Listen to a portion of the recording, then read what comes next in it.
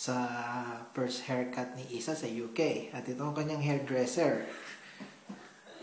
Dito po tayo sa CR. Wow! Wow! Look at that. Isa. Wow! Isa, huwag ka malikot, ha? Yan. What do you think, anak? Anong masasabi mo? Enjoy ka ba? Paano na si Julia? Wow, ang bait naman ng aking anak. Bait niyo. Ano maganda may bangs si baby. Baka naman sipunin yan. Layered. O, sipunin ha. Second haircut. Wow, second haircut pa rin ni baby. Second haircut pa lang. Isa, huwag malikot, anak, ha?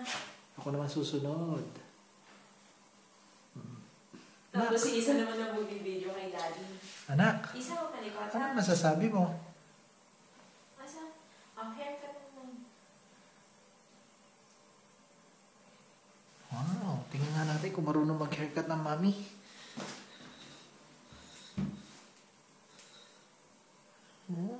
Ganun ba talaga mag-haircut? Kunyari lang, marunong. Mahal kasi haircut dito. Aabutin ng 30 pounds. O hindi lang. Which is mga 2,000. Anak, wait lang. Sige, dito na nga yan. Kukuha na natin sa harap. Dito na kasi kay Isa. Oh, yan. Isa, huwag malikot. Hindi mo malikot. Wow. Isa, sit down na. Sit down. Wow!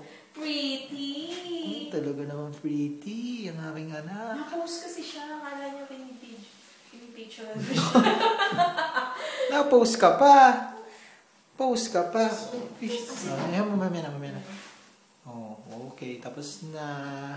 Okay, Tapos ko na awesome. muna.